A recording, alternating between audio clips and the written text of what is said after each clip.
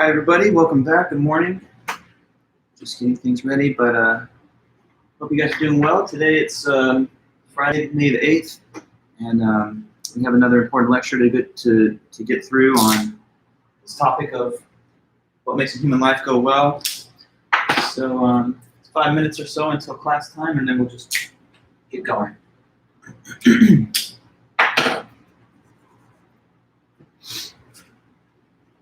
Anybody that's here, good to see you, and feel free to say hi. Just getting my things in order here. Okay.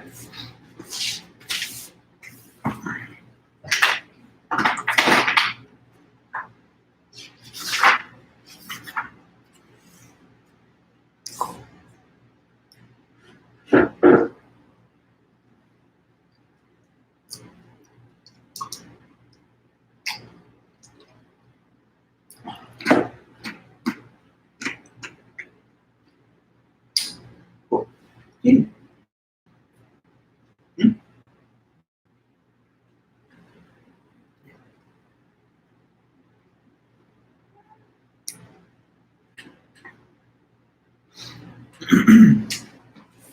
All right, you guys had a good week. Just getting this morning meeting and then on to your weekend.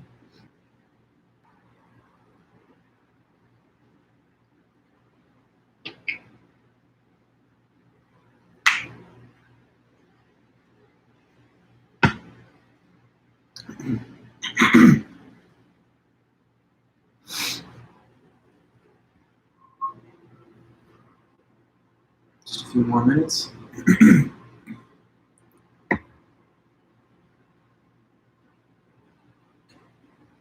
Hey there, Eric. Good to see you this morning.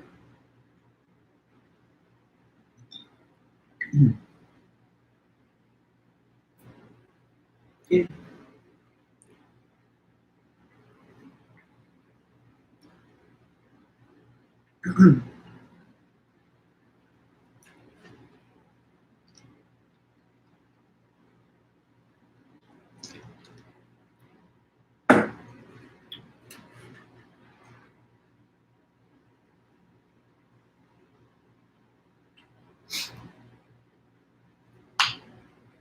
Hey, Hugh. Good to see you. Good morning.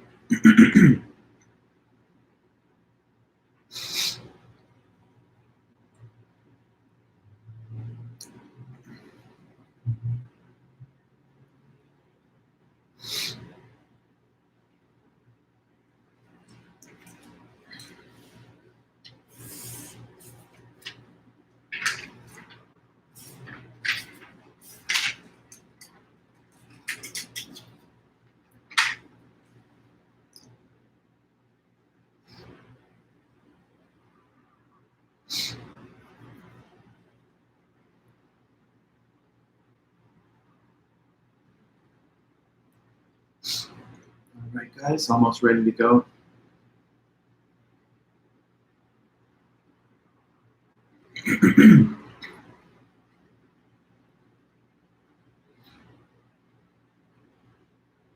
Hi, Emily. Good to see you too. Good morning. To all those in attendance, you know, we're getting close to the end of the semester. You guys have hung in there. I feel like we've been through a lot this term, just going through the whole disruption of the pandemic. So appreciate you guys for sticking with it all semester long.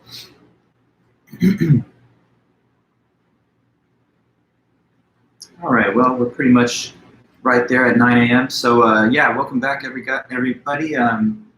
Today we have another meeting on this current subject of what makes a human life go well. So we're comparing different philosophical accounts of what would make a life go well, and that's our last subject in the semester. So previously we were talking about Plato's account of the good life. So the Greeks, they had a view on this expressed in Plato's Republic. And I'll just give you the basic summary. Hey, Logan. Hi, nice to see you too. The basic summary, just to recap from last meeting. According to Plato, so in his book, The Republic, he wanted to craft a vision of the ideal society. What would make for the perfect form of human social organization or state. Hey, Trevor. And in his account of that, he said that the perfect state, the best republic, would have three major parts. The three parts were the merchants, warriors, and kings. And each compartment of society has a different function and a different role to play. So the merchants are those that produce goods and services which are traded in the market for profit. And that's the largest class of society, just working people making money. And then there's the warrior group. That's like the security forces, military, police, National Guard, divisions of the military. So their job is not the production of goods and services, but to provide for the defense of the republic. And then the third group of the kings, those are the leaders that run things. They are the ones who institute and decide on the policies. They also exert authority and control over the warriors and the lower classes in the society. So there would be this rigorous system which would divide people into each of the categories based on their proven aptitude in that they are most capable of contributing to. And each part is working according to its virtue and not trying to overstep its boundaries and do the job of other parts. Then that would be a good and just society. So the virtue of the merchants was temperance, having self-control. The warrior virtue is courage, being willing to face danger to do what's needed. And then the virtue of the kings would be wisdom, having good judgment and intelligence to be able to make correct plans and policies. And all of the different parts of the republic should be willfully submissive to the king and not trying to challenge his rule, comparable to the three parts of the republic. So you have the spirited, the appetitive, and the rational part of you. The appetitive part is like somewhat parallel to the merchant class, because that's the part of you that has appetites. The spirited part, the competitive, passionate, proud, prideful part, that's like the warrior part within you. And then your reason, your rationality, your intellect, that's like the king. And each of those three parts of the soul should also exhibit the virtue that we mentioned: temperance for the appetite, courage for the spirit, and wisdom for the rational part. And then the rational part should be allowed to rule, the other parts willfully submit to its rule. Then you're having a good life and you'll behave the right way. Bad behavior, unjust behavior that's harmful to you and others, it comes from an imbalance and a disharmony among the parts of the soul, like when the lower parts are trying to take control or when they're doing the job of other parts, or they're not exhibiting their virtue.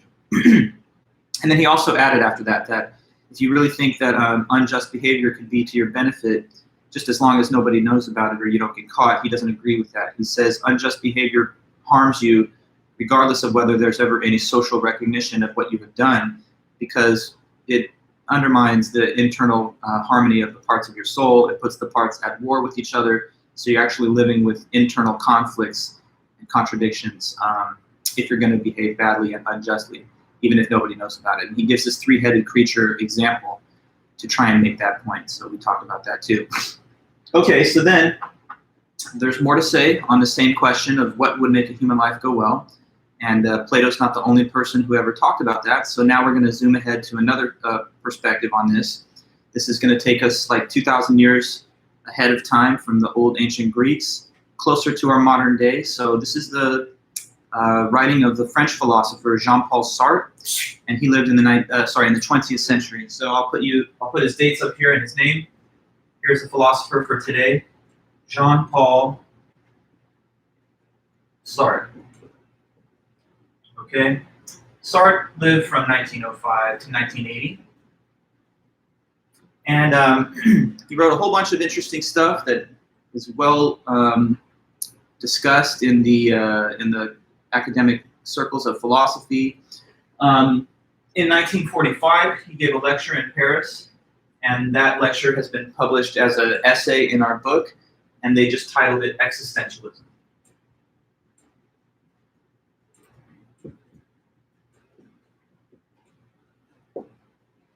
So today's meeting is just trying to go over the basics of this paper by Sartre, Existentialism from 1945. So he's a French philosopher, and his name is French, Jean-Paul Sartre. Sometimes it's hard for us English-speaking Americans to pronounce those French R's, the very guttural, soft kind of R, I guess. but that's his name, Jean-Paul Sartre. Now, this concept, existentialism, is kind of the idea that he's most famously known for in philosophy. So if you ever did want to, you could spend a lot more time than this studying this topic. There are whole courses that could go for a semester long that would just go into all the different writings of existentialist philosophers. But that means we're going to just pretty much summarize it and really distill it to the basic essence here. I'm going to try and give you the key details and quick crash course on existentialism, hopefully in this little meeting that we have here today. Okay, so big picture, Plato thought that there was only one way that the human should try to live the best life. You know, he says we should all be trying to empower and strengthen our reason and allow it to preside over our appetites and our passions. He doesn't say that's just what some people should do, and other people, if they have a different way of operating, they should do something else. For Plato, it's kind of a universal objective view. Like, this is what's good for a human being, period, per se, like, regardless of your individual case. But for Sartre, anyway, it's a lot different. It's not this kind of one-size-fits-all picture of what makes a life go well. It's much more radically individualistic and subjective. So the major contrast then from Plato. Plato says we should all be striving to do the same thing, basically, to lead a good life. And then Sartre saying it kind of just depends. It depends on the individual person. So there's a lot more relativity in the question of what makes a good life for Sartre. But to get to the basic details here, we're going to have to explain some basic facts about this existentialist picture. So let's go over it. Existentialism is an idea that Sartre is closely associated with. There's a couple of other philosophers in the existentialist school of thinking, but Sartre is probably considered one of the biggest, if not the biggest, names there. To get an idea of existentialism, the starting point I guess I choose is this famous phrase that is linked to the idea of existentialism. It's this phrase here, that existence precedes essence. That's really what existentialism is saying in a very brief nutshell. Sorry. Existence precedes essence.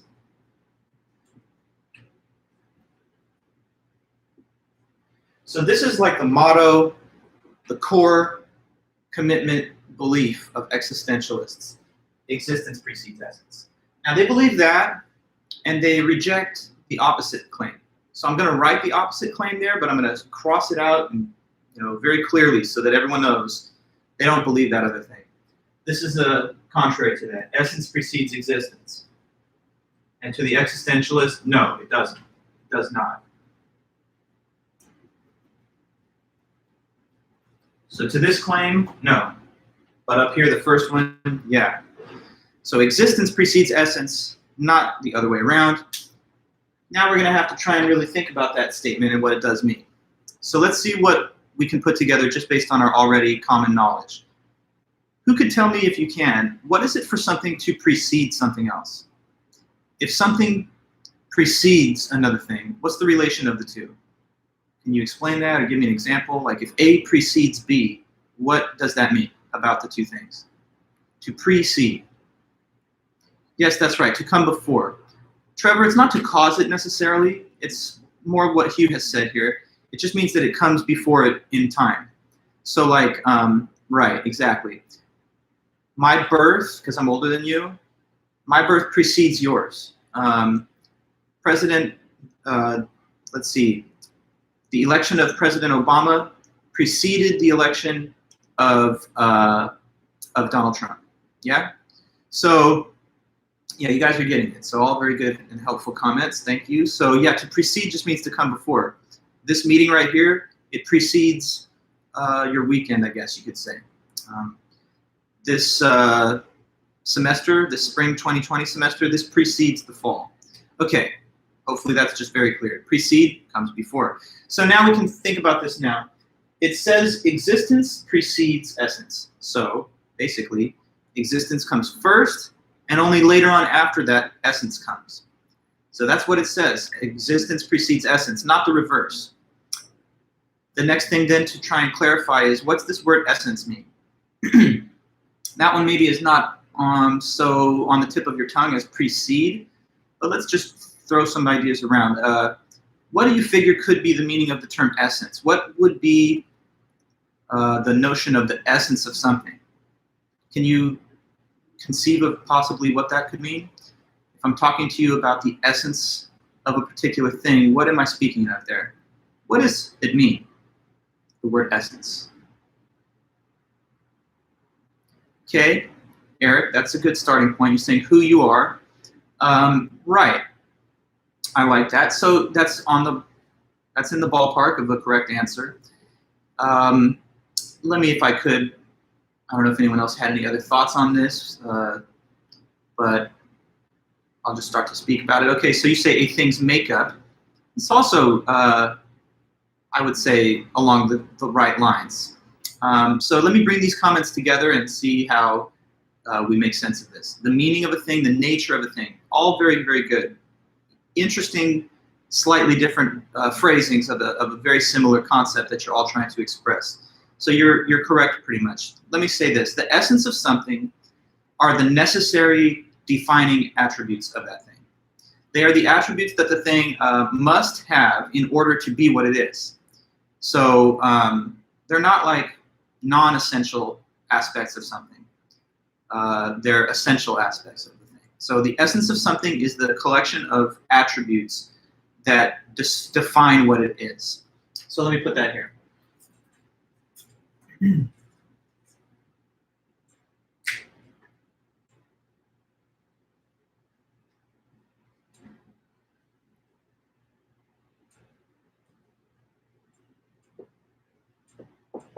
The necessary defining attributes of something.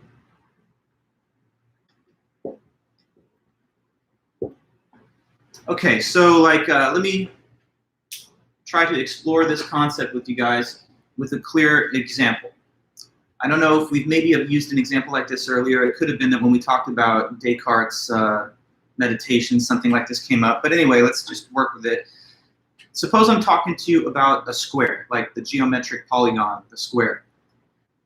Do you think you could define for me what the essence of the square is? Like, what are the attributes that are necessary qualities for something to be a square? You know, these are requirements for squares. They are essential to it. Okay, so having four sides, that is certainly, yes, one of them, Eric. Good. But there's also rectangles that have four sides. So we have to say a little more to perfectly specify all of its attributes. Okay, having four equal sides. I like that too, Hugh. But there's just one more thing that has to be mentioned because, you know, there's the rhombus shape or whatever like this, which could be four equal sides, but it's not a square. So one more thing, can you mention? So four equal sides with four 90-degree interior angles. That's right, Allison. Okay, so what we just did right now is we stated what the essence of the square is. What is the essence of squares? To be four-sided, to have the sides of equal length, and to have the angles interior to the object at right angles, 90-degree angles. Okay, so that's the essence of a square. Is every square like that? Yes, 100% of them, because that's not optional. Those are requirements for things to be squares. Is the color red or blue an essential to squares? No, because that's something that they may or may not have, and still they could be a square. But having four sides is not optional. It's a mandatory thing for squares. Okay? Now, the concept of an essence, as we've now described, is just the essential, necessary defining features of something, the features that describe what it is at the deepest level.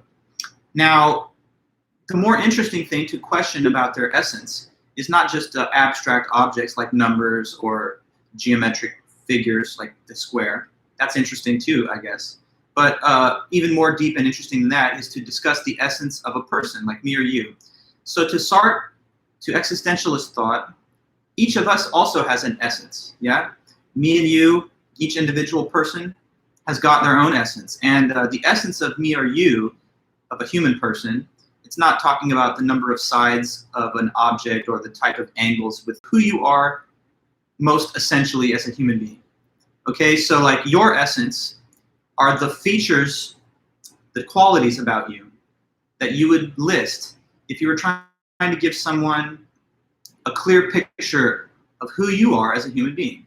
So like, let's see if you guys could think about what might be some of those mentioned attributes. If a person is being questioned, tell me about yourself. Like, what kind of person are you? What are you all about? What kind of things do you think would be mentioned then in trying to give a sense of the essence to the person? Like, what kind of facts might one speak about themselves to reveal the essence? Okay, personality traits and what you're into, exactly, that kind of stuff, right? So for you, you might talk about what you've chosen as a major, what your beliefs are about things. Good, you might say whether you are a religious affiliate or of which religion. Or you might say what your political philosophy is, whether it tends to be more conservative or liberal or whatever. You might talk about your hobbies, talents, interests, what kind of sports that you like, what kind of food that you like, what is your taste in music and fashion. We're talking then just about the features of you that distinguish you as a unique individual, the things that make you the one person that you are that maybe is a little different from everybody else, to express your individualism and your essential being. Now, physical traits, Marissa, that's kind of tricky. Mostly that would be no, because the physical traits are not necessarily chosen. But then again, in the modern world that we live in, there's a lot of control that you do have over your appearance. You could even have cosmetic surgery and stuff if you really wanted to radically or even in a subtle way alter your appearance. So it's kind of a gray area, that one. But I would say that at least at the outset of your life when you're born, that's something that doesn't necessarily get chosen by you. So the essence stuff, we'll get into that in a moment. It has a little bit more that you exert control over it. But since you do have at least some indirect means of control over your appearance, it's not completely outside of the ballpark either. So good. Everybody understanding, like you would talk about the key features of you that make you the unique human being you are, whether it's your political beliefs, religious beliefs, social policy views, hobbies, talents, interests, preferences when it comes to art, culture, food, whatever, okay?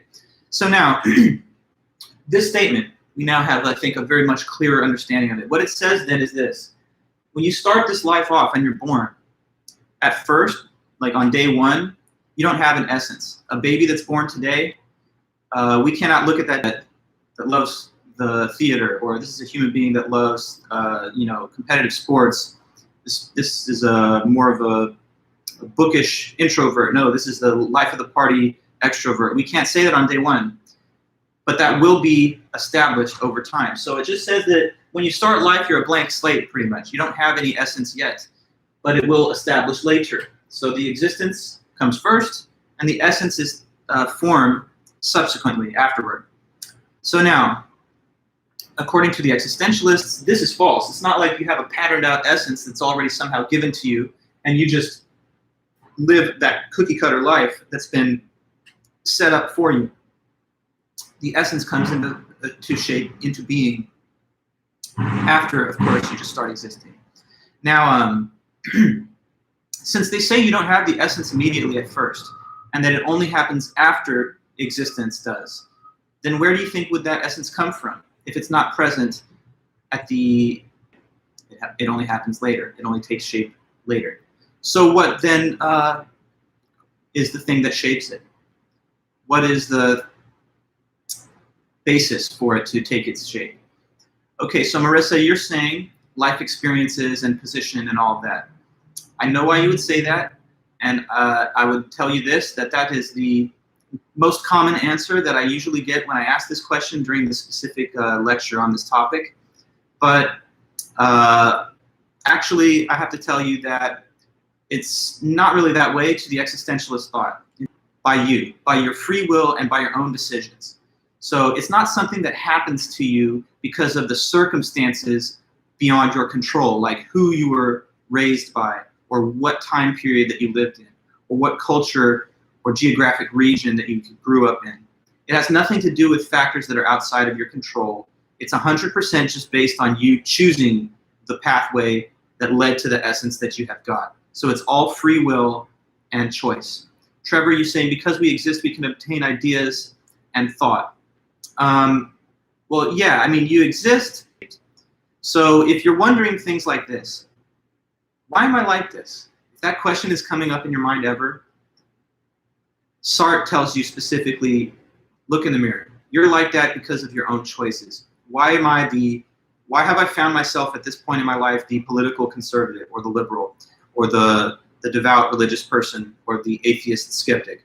If you're wondering why you're that type of person, whichever case is yours, the existentialist would say because you've chosen to be that kind of person, because you've made deliberate decisions that have steered your essence in that direction. You're the captain of your own life. You're the one running the show there. Nobody else is choosing for you what kind of person that you will end up being. And so it's all under your own free will and your control. So you're totally free, and your life is all about shaping your essence in whichever way that you will. So let me just make the point very clear by writing it here. The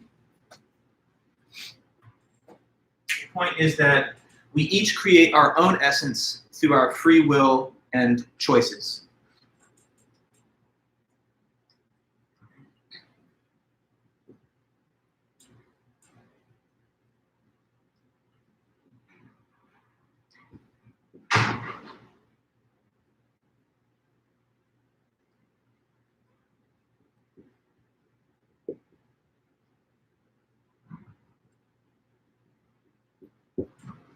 Okay, so you're the author of your own identity. You're the person who's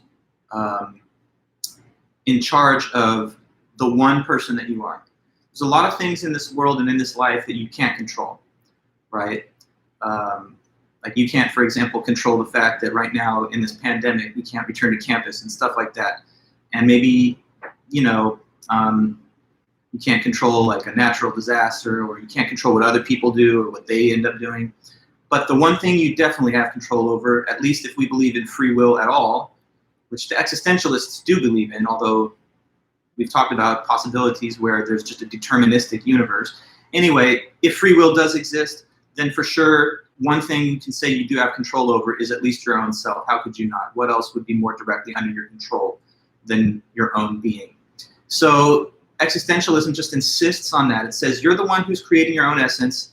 You're doing it on your own through your free will, through your choices. No other force or factor which is external to you causes your essence to be what it is. And he thinks that that kind of gives us a greater dignity and value than anything else in this universe.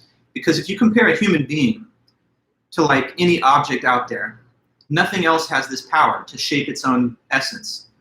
Let's talk starting off with like inanimate objects. A leaf that's like blowing in the wind off of a tree and gliding down towards the ground. This leaf doesn't have any control over what's happening. It's not like it's thinking, you know what, I would like to blow over in that direction. Or no, maybe to the right. I'm just going to choose my own path.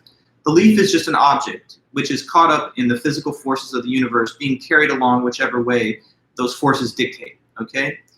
But you're not like that leaf blowing in the wind. You're in charge of your course. You are planning it out, and you're actively aware of each element of the plan. Just think about even what you're doing right now. You're sitting watching a lecture for a college course. This isn't just something like an animal would do, like getting up, sleeping, eating, reproducing, and then just passing on.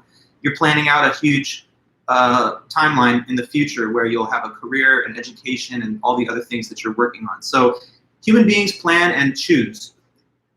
Other things in the universe just exist. Even if you talk about other life forms that are below us humans, take like a cow or something that's born today.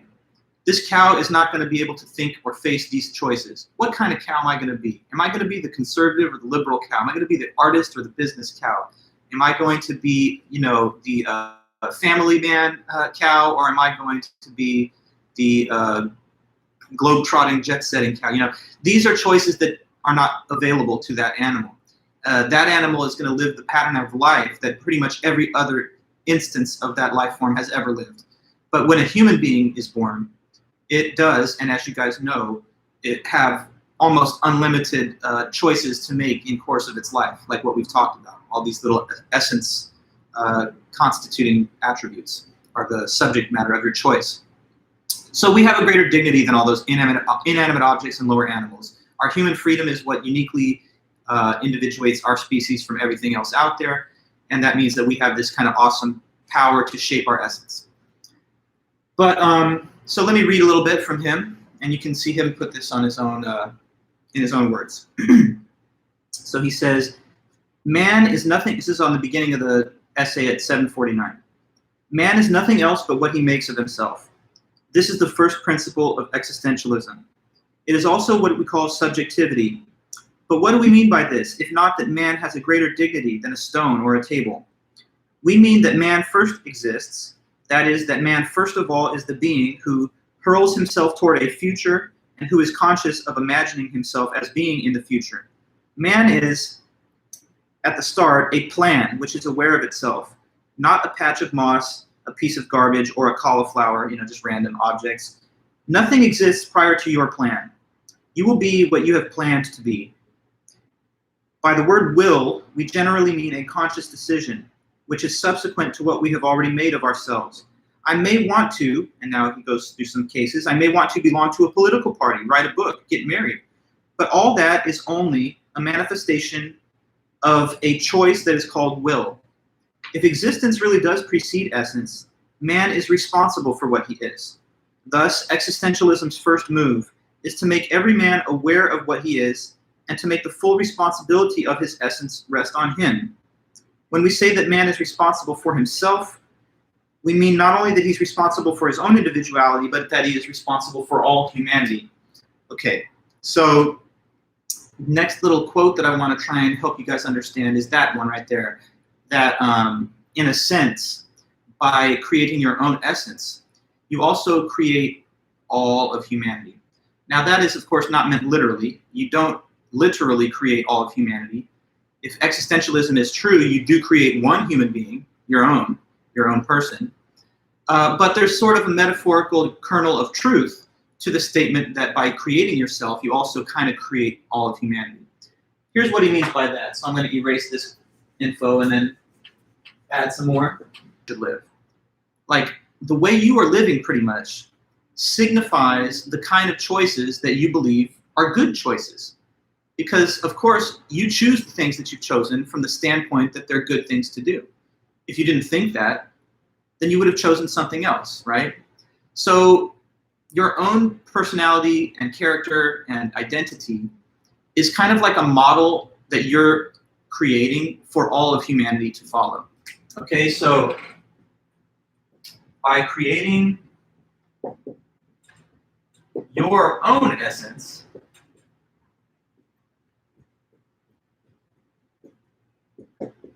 you also create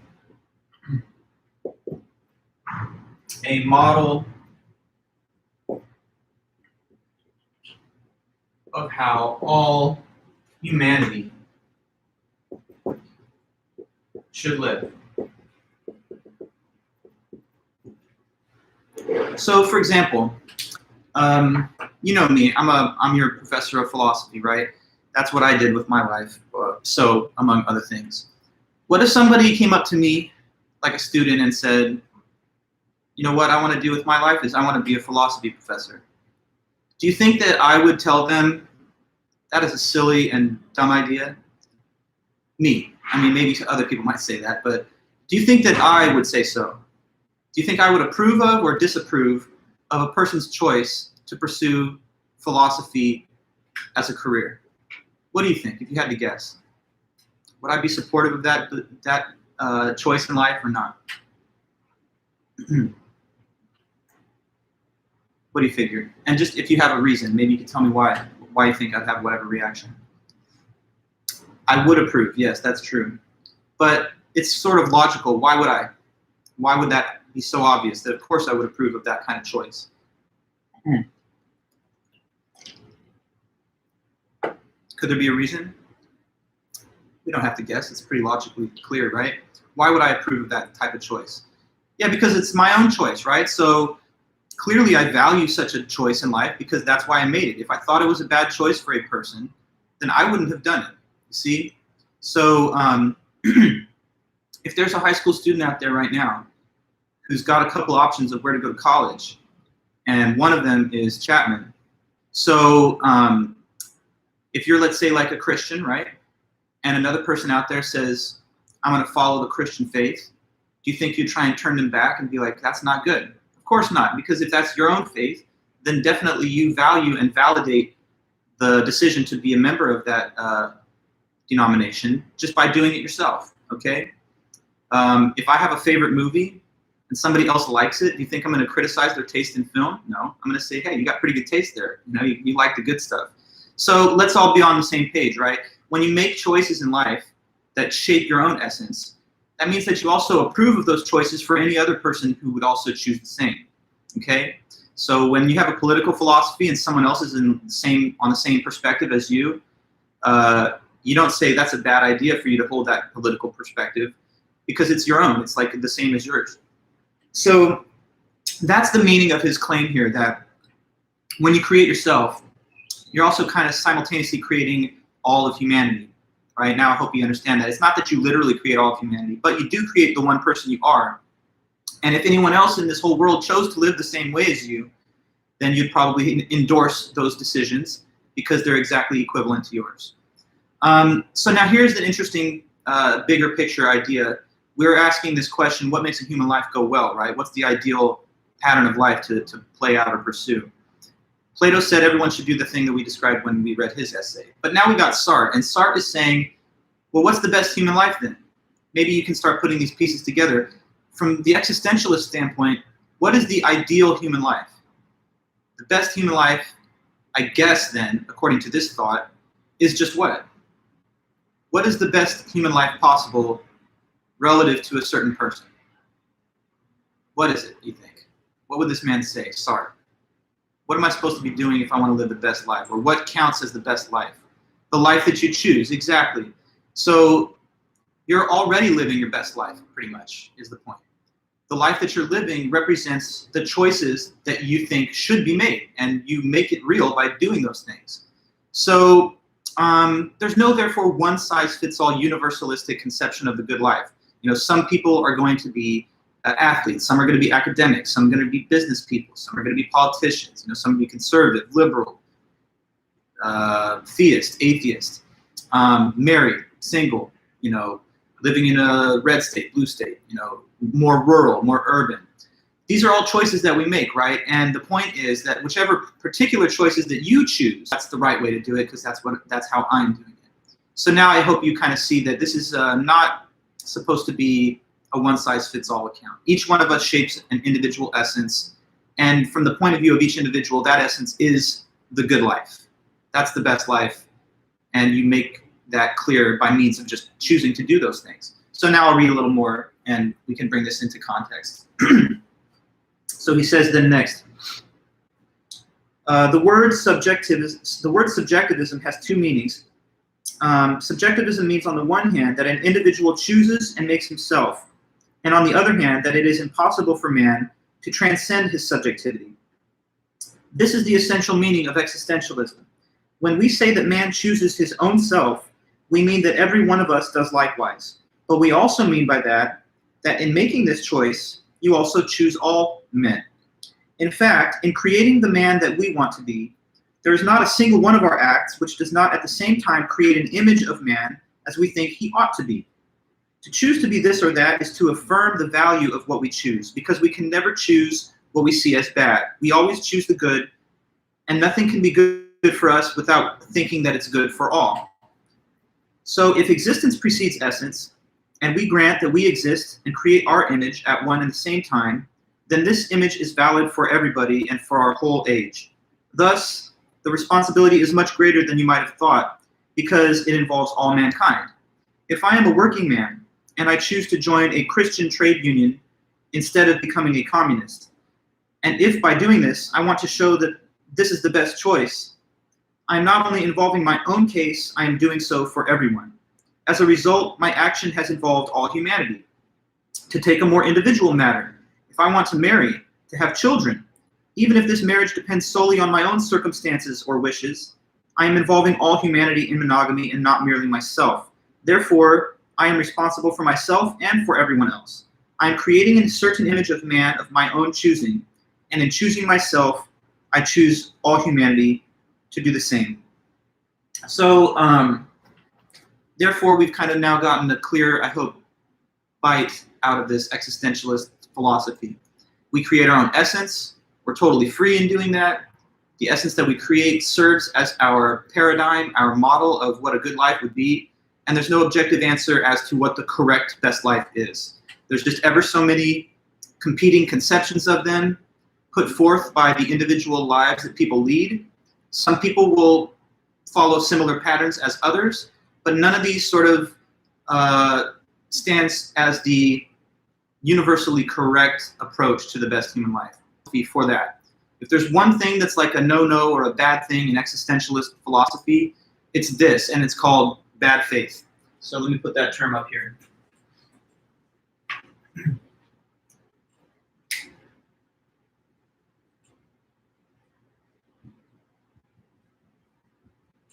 So this is like a little technical jargon used by existentialism. Bad faith is just a term they use to refer to any situation where you try to place responsibility for your essence on something else. When you try and shift that responsibility to external factors that you do not have control over, that's bad faith. And to start, you shouldn't be exhibiting bad faith. So anyway, yeah, when you try to place responsibility for your essence on external factors that you could not control,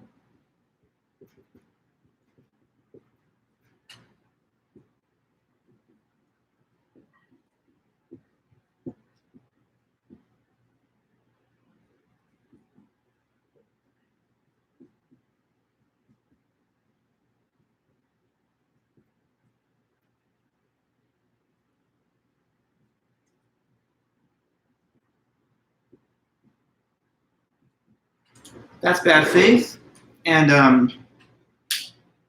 that's something that, according to Sartre, we should not be engaging in. So, like, for example, say that somebody's being called out for being just too angry all the time.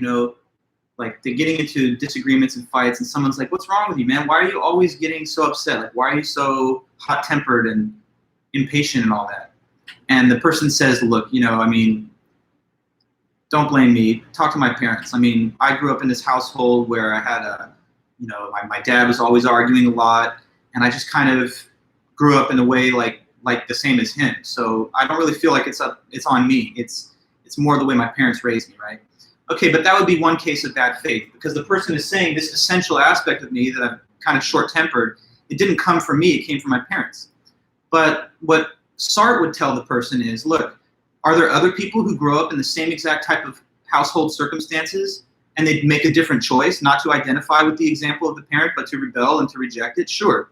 Some people can come from the household where there's that angry, loud parent, and they're like, I'm going to be very, very introverted and different from them. And other people will say, I want to identify with the example of the parent and I want to follow in their footsteps. So who makes the choice? It's you. Some people will say, why are you so religious or something? You say, well, that's how I was raised. I was raised in a religious household. But once again, some people that are raised in a religious household don't make the choice to follow the example of the parents, and they just rebel and they do their own thing. Which choice are you going to make? Well, it's totally up to you. Nobody can even choose for you whether you believe in God. It's not like someone can say, hey, you believe in God. You're welcome. It's a personal thing. You have to make the decision for yourself whether you agree with this or not. So you're totally free, but any attempt to shift that personal responsibility to other things is a case of bad faith. So it could be when you're saying, oh, it's the time that I grew up in, or it's the parents that I grew up with, or it's the environment or the cultural norms that prevailed. None of that really governs the way you're going to choose to be. And people, given the same background facts, can and do make any number of different choices. So you're not going to be excused in terms of absolving you of responsibility for your essence by making a statement of bad faith that it's actually not due to you. So there's kind of like this double-edged sword of the existentialist philosophy. There's the saying you maybe have heard that with great freedom comes great responsibility. And according to this, you have the ultimate freedom. You're creating a person. You're creating the essence of the human person that you are, and you're totally in control of that. You're the total author, the total captain of that. You're calling the shots on that. But you also then have to take full personal responsibility with the results. You have to live with the results, and you shouldn't try to blame it on other things. So if you like the way that you are right now, and you're like, I'm pretty happy with how I'm turning out, then to existentialism, it would say, take credit, pat yourself on the back, because it's all on you. But if you don't like something about yourself, your personality or your identity or whatever, then also in that case, you have to take it on the chin and accept the responsibility for it. So it's not anybody else's fault if you don't like the results, but it's also not anyone else's credit if you do like the results. So you have total responsibility, which comes with that freedom of your free will and choices. Now, last thing I guess I want to tell you guys about this existentialism is that there's also kind of a dark side. The dark side is that if this is really true, then that means that there's no objective fact about what you should be doing, right? Because according to existentialism, there's just individualistic perspectives on the right way to live, and none of them is, like, so to speak, the correct one.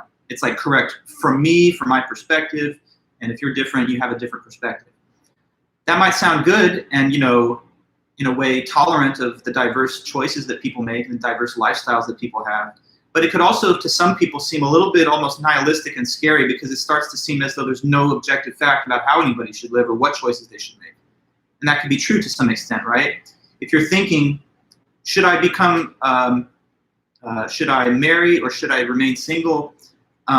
What's the correct choice? When you make choices, you want to make the correct choice. But in existentialism, there's no such thing as the objectively correct choice. Whatever's correct for you depends on what you choose. So isn't that kind of a catch-22? You're posed between two different options, thinking which one's correct, but there's no fact about which one is correct apart from what you yourself decide. So that kind of like pulls the rug out from under the basis of your decision-making. Like, if I'm going to be called on to make decisions over and over in life, and there's no objective basis as to which ones to make, you can start to feel like a little bit of disorientation from that. In fact, Sartre talks about that specifically through this example that I'm going to mention. So Sartre was a professor in Paris all during the time of World War II, so, Nazi invasion of France.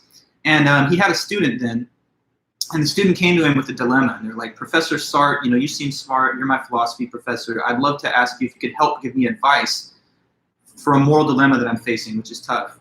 So basically he said this, on the one hand, my mother's becoming very old, and she's kind of convalescing, and I want to stay by her side and care for her as her son, because she's always been very good to me and I love her so much. I want to help support her in her end of her life, basically. But if I do that, then I'm not going to be able to join the military, which I also kind of want to do because I feel a sense of guilt that I'm not out there helping to liberate France and defend it against Nazis. So I cannot do both. And I kind of feel like a temptation to do either. If I go and I if I go and I help my mom, then I might not feel guilt that I abandoned her, but I will feel guilt that I didn't go serve in the army. But if I go serve in the army, I won't feel any guilt that I didn't provide for the common defense, but I will feel guilt that I wasn't this doting son. So tell me, Mr. Professor Sartre, what should I do? What's the right choice? Now, this is a student who's talking to Sartre, the existentialist, right? So what do you think the professor's answer was? It's kind of a trick answer, but what's the right choice according to an existentialist way of thinking about it? He asks, what should I do and what's the correct choice?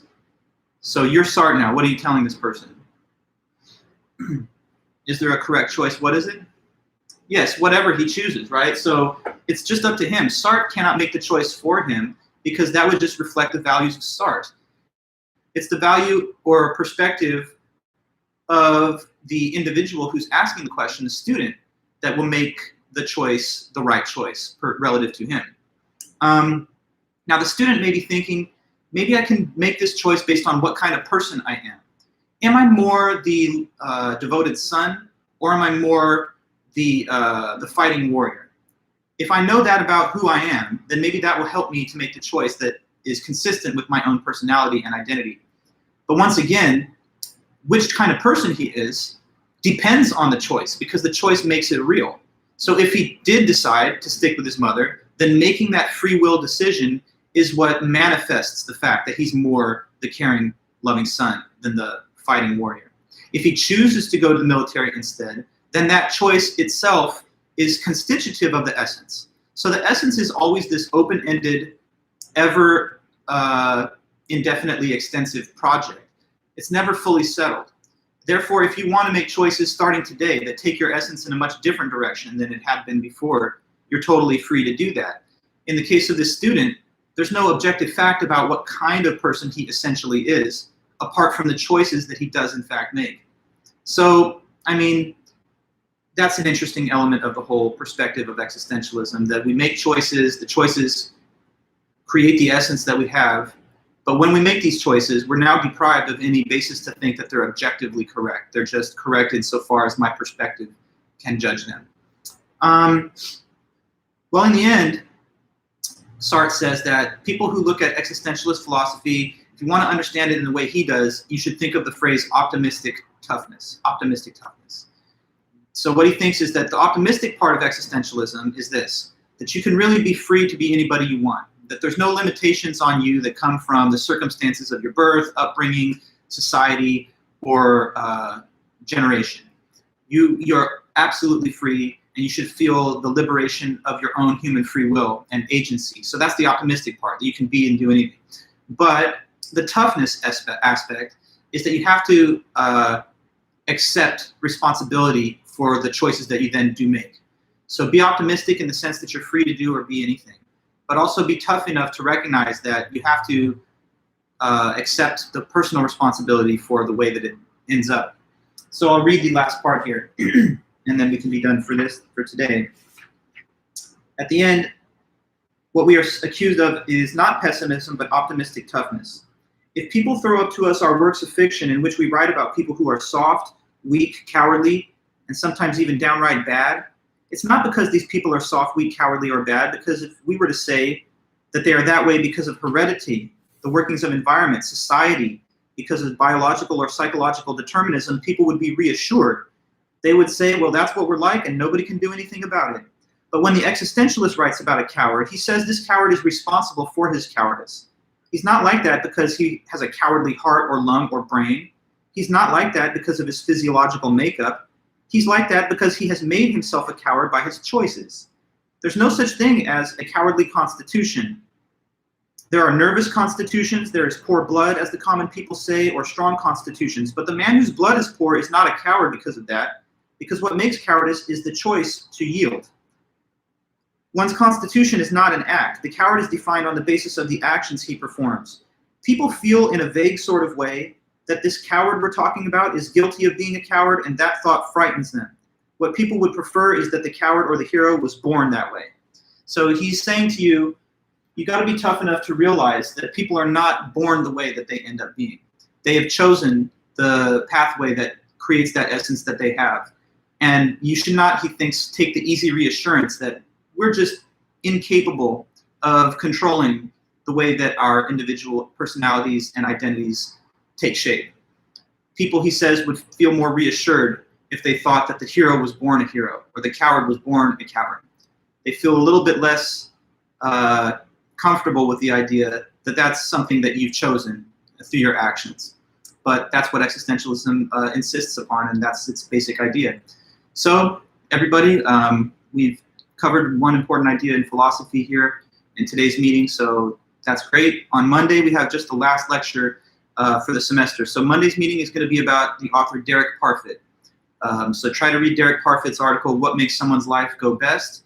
And then after that, next 2 meetings, Wednesday, Friday, we will just do our review sessions. Don't forget either that you have your papers due on Monday to submit them to me through email attachment no later than 9 a.m. on Monday the 11th. Okay, guys, so have a great weekend then, and we'll be back in touch on Monday, and I'll be checking my emails if anyone has any questions or anything else. Okay, have a good one then. Bye-bye. Thank you.